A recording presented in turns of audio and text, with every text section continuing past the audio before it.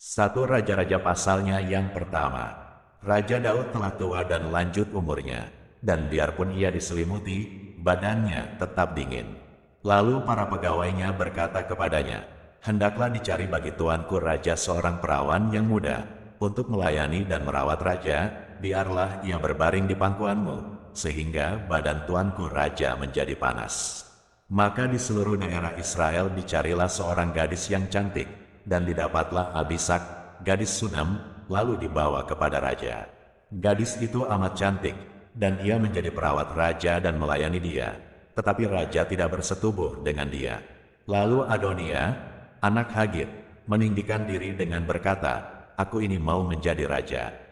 Ia melengkapi dirinya dengan kereta-kereta dan orang-orang berkuda, serta 50 orang yang berlari di depannya. Selama hidup Adonia ayahnya belum pernah menegur dia dengan ucapan, "Mengapa engkau berbuat begitu?"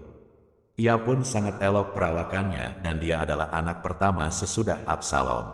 Maka berundinglah ia dengan Yoab, anak Zeruya, dan dengan Imam Abiatar, dan mereka menjadi pengikut dan pembantu Adonia. Tetapi Imam Zadok dan Benaya bin Yoyada dan Nabi Nathan dan Simei dan Rei dan para pahlawan Daud tidak memihak kepada Adonia. Sesudah itu Adonia mempersembahkan domba, lembu dan ternak gemukan sebagai korban dekat batu Zohelet yang ada di samping En-Rogel, lalu mengundang semua saudaranya, anak-anak raja, dan semua orang Yehuda, pegawai-pegawai raja, tetapi Nabi Nathan dan Benaya dan para pahlawan dan Salomo, adiknya, tidak diundangnya. Lalu berkatalah Nathan kepada Batsyeba, ibu Salomo, "Tidakkah engkau mendengar bahwa Adonia anak Hagit telah menjadi raja, sedang tuan kita Daud tidak mengetahuinya? Karena itu, baiklah ku beri nasihat kepadamu, supaya engkau dapat menyelamatkan nyawamu dan nyawa anakmu Salomo. Pergilah masuk menghadap Raja Daud dan katakan kepadanya, 'Bukankah tuanku sendiri, ya rajaku, telah bersumpah kepada hambamu ini, anakmu Salomo akan menjadi raja sesudah aku, dan dialah yang akan duduk di atas tahtaku. Mengapakah sekarang Adonia menjadi raja? Dan selagi engkau berbicara di sana dengan raja, aku pun akan masuk pula dan menyokong perkataanmu itu.' Jadi masuklah Batsyeba menghadap raja ke dalam kamarnya. Waktu itu raja sudah sangat tua, dan Abisak, gadis Sunam itu, melayani raja. Lalu Batsyeba berlutut dan sujud menyembah kepada raja. Raja bertanya, 'Ada yang kau ingini?' Lalu perempuan itu berkata kepadanya, 'Tuanku sendiri telah bersumpah demi Tuhan, Allahmu, kepada hambamu ini, anakmu Salomo akan menjadi raja sesudah aku, dan ia akan duduk di atas tahtaku. Tetapi sekarang, lihatlah, Adonia telah menjadi raja, sedang tuanku raja sendiri tidak mengetahuinya. Ia telah menyembelih banyak lembu, ternak gemukan dan domba, dan telah mengundang semua anak raja dan Imam Abiatar dan Yoab, panglima itu, tetapi hambamu Salomo tidak diundangnya. Dan kepadamulah, ya tuanku raja, tertuju mata seluruh orang Israel, supaya engkau memberitahukan kepada mereka siapa yang akan duduk di atas tahta tuanku raja sesudah tuanku. Nanti aku ini dan anakku Salomo dituduh bersalah segera sesudah tuanku raja mendapat perhentian bersama-sama dengan nenek moyangnya." Selagi Batsyeba berbicara dengan raja, datanglah Nabi Nathan. Diberitahukan kepada raja, itu ada Nabi Nathan. Masuklah ia menghadap raja, lalu sujud menyembah kepada raja dengan mukanya sampai ke tanah. Nathan berkata, "Ya tuanku raja, tuanku sendirilah rupa-rupanya yang telah berkata, Adonia akan menjadi raja sesudah aku, dan ia akan duduk di atas tahtaku. Sebab pada hari ini ia telah menyembelih banyak lembu, ternak gemukan dan domba, ia mengundang semua anak raja, para panglima dan Imam Abiatar, dan sesungguhnya mereka sedang makan minum di depannya sambil berseru, 'Hidup Raja Adonia!' Tetapi hambamu ini, dan Imam Zadok dan Benaya bin Yoyada dan hambamu Salomo tidak diundangnya. Jika hal ini terjadi dari pihak tuanku raja, maka engkau tidak memberitahu hamba-hambamu ini, siapa yang akan duduk di atas tahta tuanku raja sesudah tuanku." Lalu Raja Daud menjawab, katanya, "Panggillah Batsyeba." Perempuan itu masuk menghadap raja dan berdiri di depannya. Lalu raja bersumpah dan berkata, "Demi Tuhan yang hidup, yang telah membebaskan nyawaku dari segala kesesakan, pada hari ini aku akan melaksanakan apa yang kujanjikan kepadamu demi Tuhan, Allah Israel.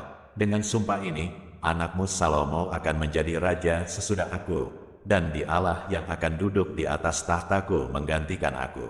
Lalu Batsyeba berlutut dengan mukanya sampai ke tanah. Ia sujud menyembah kepada raja dan berkata, "Hidup tuanku Raja Daud untuk selama-lamanya." Lagi kata Raja Daud, "Panggillah Imam Zadok, Nabi Nathan dan Benaya bin Yoyada." Mereka masuk menghadap raja, dan raja berkata kepada mereka, "Bawalah para pegawai tuanmu ini, naikkan anakku Salomo ke atas bagal betina kendaraanku sendiri, dan bawa dia ke Gihon. Imam Zadok dan Nabi Nathan harus mengurapi dia di sana menjadi raja atas Israel. Kemudian kamu meniup sangkakala dan berseru, 'Hidup Raja Salomo.' Sesudah itu kamu berjalan pulang dengan mengiring dia. Lalu ia akan masuk dan duduk di atas tahtaku, sebab dialah yang harus naik tahta menggantikan aku, dan dialah yang kutunjuk menjadi raja atas Israel dan Yehuda." Lalu Benaya bin Yoyada menjawab raja, "Amin. Demikianlah kiranya firman Tuhan, Allah Tuanku Raja. Seperti Tuhan menyertai Tuanku Raja, demikianlah kiranya ia menyertai Salomo. Semoga ia membuat tahta Salomo lebih agung dari tahta Tuanku Raja Daud." Lalu pergilah Imam Zadok, Nabi Nathan dan Benaya bin Yoyada dengan orang Kreti dan orang Pleti. Mereka menaikkan Salomo ke atas bagal betina Raja Daud dan membawanya ke Gihon. Imam Zadok telah membawa tabung tanduk berisi minyak dari dalam kemah, lalu diurapinya Salomo. Kemudian sangkakala ditiup, dan seluruh rakyat berseru, "Hidup Raja Salomo." Sesudah itu seluruh rakyat berjalan di belakangnya sambil membunyikan suling dan sambil bersukaria ramai-ramai, sampai seakan-akan bumi terbelah oleh suara mereka. Hal itu kedengaran kepada Adonia dan kepada semua undangan yang bersama-sama dengan dia, ketika mereka baru habis makan. Ketika Yoab mendengar bunyi sangkakala itu, ia berkata, "Apakah sebabnya kota begitu ribut?" Selagi ia berbicara, datanglah Yonatan anak Imam Abiatar. Lalu Adonia berkata, "Masuklah, sebab engkau seorang kesatria dan tentulah engkau membawa kabar baik." Tetapi Yonatan menjawab Adonia, "Tidak, Tuan kita Raja Daud telah mengangkat Salomo menjadi raja. Raja telah menyuruh supaya Imam Zadok dan Nabi Nathan dan Benaya bin Yoyada dengan orang Kreti dan orang Pleti menyertai Salomo dan mereka menaikkan dia ke atas bagal betina raja. Imam Zadok dan Nabi Nathan mengurapi dia di Gihon menjadi raja, dan dari sana mereka sudah pulang dengan bersukaria, sehingga kota menjadi ribut. Itulah bunyi yang kamu dengar tadi." Salomo sekarang duduk di atas takhta kerajaan. Juga pegawai-pegawai raja telah datang mengucap selamat kepada Tuan kita Raja Daud, dengan berkata, "Kiranya Allahmu membuat nama Salomo lebih masyhur daripada namamu dan tahtanya lebih agung daripada tahtamu." Dan raja pun telah sujud menyembah di atas tempat tidurnya. Dan beginilah katanya, "Terpujilah Tuhan, Allah Israel, yang pada hari ini telah memberi seorang duduk di atas tahtaku yang aku sendiri masih boleh saksikan." Maka semua undangan Adonia itu terkejut, lalu bangkit dan masing-masing pergi menurut jalannya. Takutlah Adonia kepada Salomo, sebab itu ia segera pergi memegang tanduk-tanduk mezbah.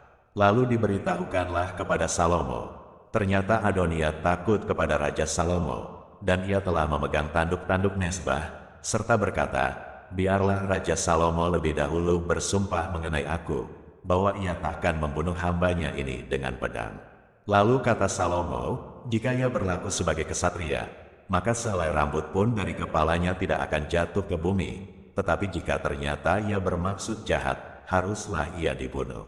Dan Raja Salomo menyuruh orang menjemput dia dari mezbah itu. Ketika ia masuk, sujudlah ia menyembah kepada Raja Salomo. Lalu Salomo berkata kepadanya, "Pergilah ke rumahmu." 1 Raja-Raja pasalnya yang kedua. Ketika saat kematian Daud mendekat, ia berpesan kepada Salomo, "Anaknya, aku ini akan menempuh jalan segala yang fana, maka kuatkanlah hatimu dan berlakulah seperti laki-laki. Lakukanlah kewajibanmu dengan setia terhadap Tuhan, Allahmu, dengan hidup menurut jalan yang ditunjukkannya, dan dengan tetap mengikuti segala ketetapan, perintah, peraturan dan ketentuannya, seperti yang tertulis dalam hukum Musa, supaya engkau beruntung dalam segala yang kau lakukan dan dalam segala yang kau tuju, dan supaya Tuhan menepati janji yang diucapkannya tentang aku, yakni, jika anak-anakmu laki-laki tetap hidup di hadapanku dengan setia, dengan segenap hati dan dengan segenap jiwa, maka keturunanmu takkan terputus dari tahta kerajaan Israel. Dan lagi engkau pun mengetahui apa yang dilakukan kepadaku oleh Yoab, anak Zeruya, apa yang dilakukannya kepada kedua panglima Israel, yakni Abner bin Ner dan Amasa bin Yeter. Ia membunuh mereka dan menumpahkan darah dalam zaman damai seakan-akan ada perang, sehingga sabuk pinggangnya dan kasut kakinya berlumuran darah. Maka bertindaklah dengan bijaksana dan janganlah biarkan yang ubanan itu turun dengan selamat ke dalam dunia orang mati. Tetapi kepada anak-anak Barzilai, orang Gilead itu, haruslah kau tunjukkan kemurahan hati. Biarlah mereka termasuk golongan yang mendapat makanan dari mejamu, sebab mereka pun menunjukkan kesetiaannya dengan menyambut aku pada waktu aku melarikan diri dari depan kakakmu Absalom. Juga masih ada padamu Simei bin Gera, orang Benyamin dari Bahurim. Dialah yang mengutuki aku dengan kutuk yang kejam pada waktu aku pergi ke Mahanaim. Tetapi kemudian ia datang menyongsong aku di sungai Yordan dan aku telah bersumpah kepadanya, demi Tuhan, takkan kubunuh engkau dengan pedang. Sekarang janganlah bebaskan dia dari hukuman, sebab engkau seorang yang bijaksana dan tahu apa yang harus kau lakukan kepadanya untuk membuat yang ubanan itu turun dengan berdarah ke dalam dunia orang mati. Kemudian Daud mendapat perhentian bersama-sama nenek moyangnya, dan ia dikuburkan di kota Daud. Dan Daud memerintah orang Israel selama 40 tahun, di Hebron ia memerintah 7 tahun, dan di Yerusalem ia memerintah 33 tahun. Salomo duduk di atas tahta Daud, ayahnya, dan kerajaannya sangat kokoh. Pada suatu hari Adonia, anak Hagit, masuk menghadap Batsyeba, ibu Salomo, lalu perempuan itu berkata, "Apakah engkau datang dengan maksud damai?" Jawabnya, "Ya, damai." Kemudian katanya, "Ada sesuatu yang hendak kukatakan kepadamu." Jawab perempuan itu, "Katakanlah." Lalu katanya, "Engkau sendiri tahu bahwa akulah yang berhak atas kedudukan raja, dan bahwa seluruh Israel mengharapkan supaya aku menjadi raja. Tetapi sebaliknya kedudukan raja jatuh kepada adikku, sebab dari Tuhanlah ia mendapatnya. Dan sekarang, satu permintaan saja kusampaikan kepadamu, janganlah tolak permintaanku." Jawab perempuan itu kepadanya, "Katakanlah." Maka katanya, "Bicarakanlah kiranya dengan Raja Salomo, sebab ia tidak akan menolak permintaanmu, supaya Abisak, gadis Sunam itu, diberikannya kepadaku menjadi istriku."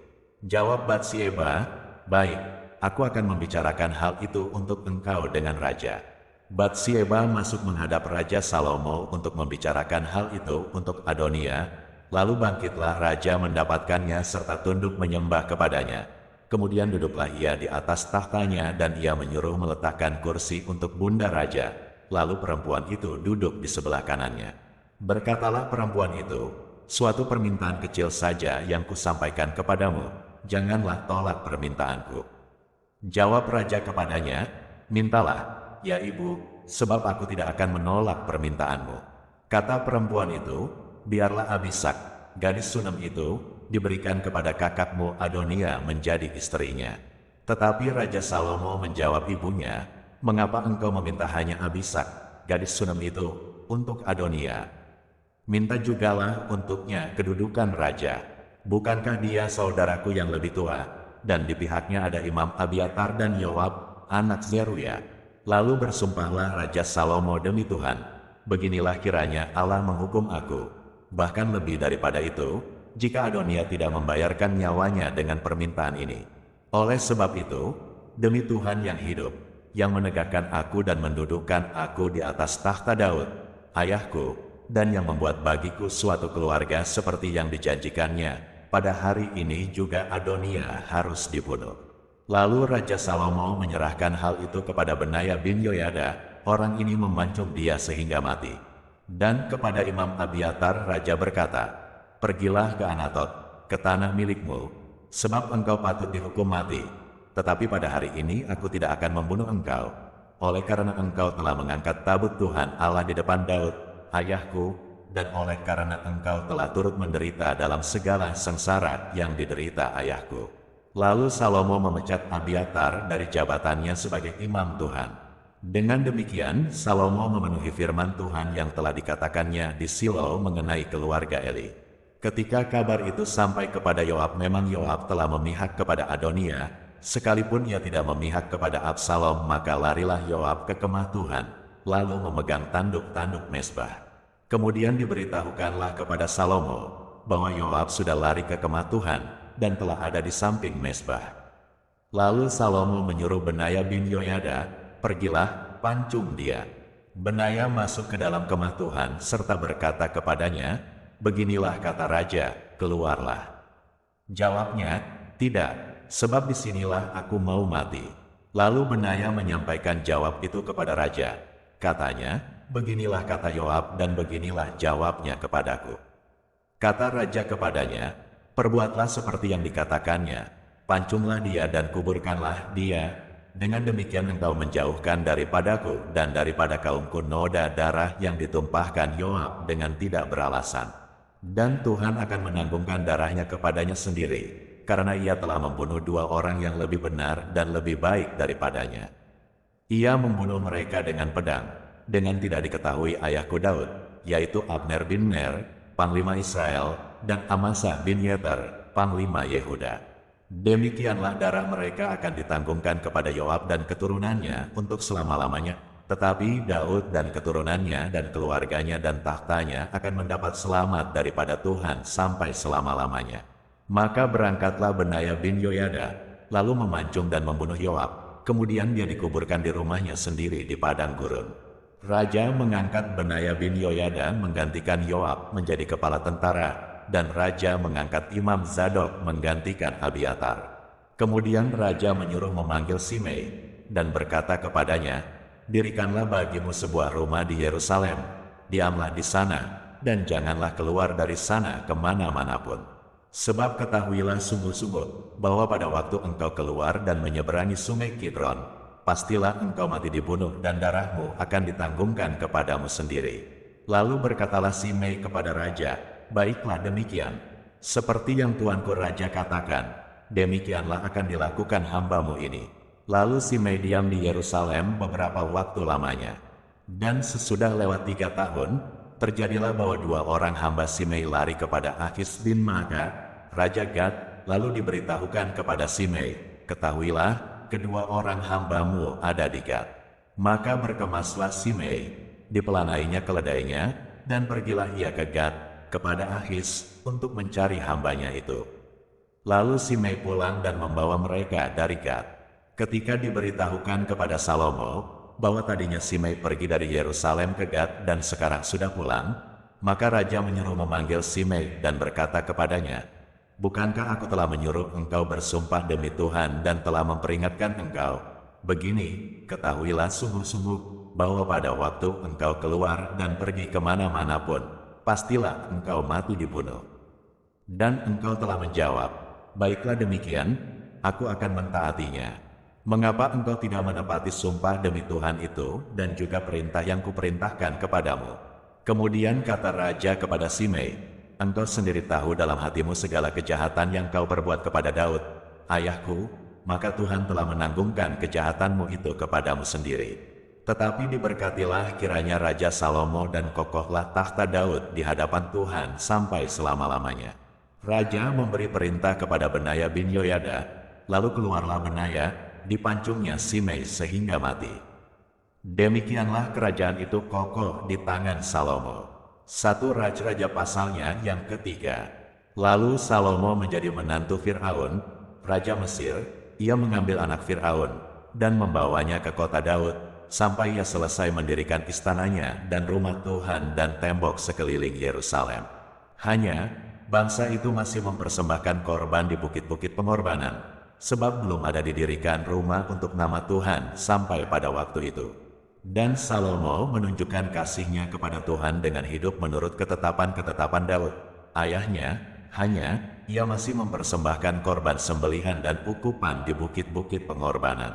Pada suatu hari raja pergi ke Gibeon untuk mempersembahkan korban, sebab disitulah bukit pengorbanan yang paling besar. 1000 korban bakaran dipersembahkan Salomo di atas mezbah itu. Di Gibeon itu Tuhan menampakkan diri kepada Salomo dalam mimpi pada waktu malam. Berfirmanlah Allah, mintalah apa yang hendak kuberikan kepadamu. Lalu Salomo berkata, engkaulah yang telah menunjukkan kasih setiamu yang besar kepada hambamu Daud, ayahku, sebab ia hidup di hadapanmu dengan setia, benar dan jujur terhadap engkau, dan engkau telah menjamin kepadanya kasih setia yang besar itu dengan memberikan kepadanya seorang anak yang duduk di tahtanya seperti pada hari ini. Maka sekarang, ya Tuhan, Allahku, engkaulah yang mengangkat hambamu ini menjadi raja menggantikan Daud, ayahku, sekalipun aku masih sangat muda dan belum berpengalaman. Demikianlah hambamu ini berada di tengah-tengah umatmu yang kau pilih, suatu umat yang besar, yang tidak terhitung dan tidak terkira banyaknya. Maka berikanlah kepada hambamu ini hati yang faham menimbang perkara untuk menghakimi umatmu dengan dapat membedakan antara yang baik dan yang jahat. Sebab siapakah yang sanggup menghakimi umatmu yang sangat besar ini? Lalu adalah baik di mata Tuhan bahwa Salomo meminta hal yang demikian. Jadi berfirmanlah Allah kepadanya, oleh karena engkau telah meminta hal yang demikian dan tidak meminta umur panjang atau kekayaan atau nyawa musuhmu, melainkan pengertian untuk memutuskan hukum, maka sesungguhnya aku melakukan sesuai dengan permintaanmu itu. Sesungguhnya aku memberikan kepadamu hati yang penuh hikmat dan pengertian, sehingga sebelum engkau tidak ada seorang pun seperti engkau, dan sesudah engkau takkan bangkit seorang pun seperti engkau. Dan juga apa yang tidak kau minta aku berikan kepadamu, baik kekayaan maupun kemuliaan, sehingga sepanjang umurmu takkan ada seorang pun seperti engkau di antara raja-raja. Dan jika engkau hidup menurut jalan yang kutunjukkan dan tetap mengikuti segala ketetapan dan perintahku, sama seperti ayahmu Daud, maka aku akan memperpanjang umurmu. Lalu terjagalah Salomo, ternyata ia bermimpi. Sekembalinya ke Yerusalem, berdirilah ia di hadapan tabut perjanjian Tuhan. Dipersembahkannya korban-korban bakaran dan korban-korban keselamatan. Kemudian ia mengadakan perjamuan bagi semua pegawainya. Pada waktu itu masuklah 2 orang perempuan sundal menghadap raja, lalu mereka berdiri di depannya. Kata perempuan yang satu, ya tuanku, aku dan perempuan ini diam dalam satu rumah, dan aku melahirkan anak pada waktu dia ada di rumah itu. Kemudian pada hari ketiga sesudah aku, perempuan ini pun melahirkan anak. Kami sendirian, tidak ada orang luar bersama-sama kami dalam rumah, hanya kami berdua saja dalam rumah. Pada waktu malam anak perempuan ini mati, karena ia menidurinya. Pada waktu tengah malam ia bangun, lalu mengambil anakku dari sampingku, sementara hambamu ini tidur. Dibaringkannya anakku itu di pangkuannya, sedang anaknya yang mati itu dibaringkannya di pangkuanku. Ketika aku bangun pada waktu pagi untuk menyusui anakku, tampaklah anak itu sudah mati. Tetapi ketika aku mengamati dia pada waktu pagi itu, tampaklah bukan dia anak yang kulahirkan. Kata perempuan yang lain itu, bukan, anakkulah yang hidup dan anakmulah yang mati. Tetapi perempuan yang pertama berkata pula, bukan, anakmulah yang mati dan anakkulah yang hidup. Begitulah mereka bertengkar di depan raja. Lalu berkatalah raja, yang seorang berkata, anakkulah yang hidup ini dan anakmulah yang mati. Yang lain berkata, bukan, anakmulah yang mati dan anakkulah yang hidup. Sesudah itu raja berkata, ambilkan aku pedang. Lalu dibawalah pedang ke depan raja. Kata raja, penggallah anak yang hidup itu menjadi 2 dan berikanlah setengah kepada yang satu dan yang setengah lagi kepada yang lain. Maka kata perempuan yang mempunyai anak yang hidup itu kepada raja, sebab timbullah belas kasihannya terhadap anaknya itu. Katanya, ya tuanku, berikanlah kepadanya bayi yang hidup itu, jangan sekali-kali membunuh dia.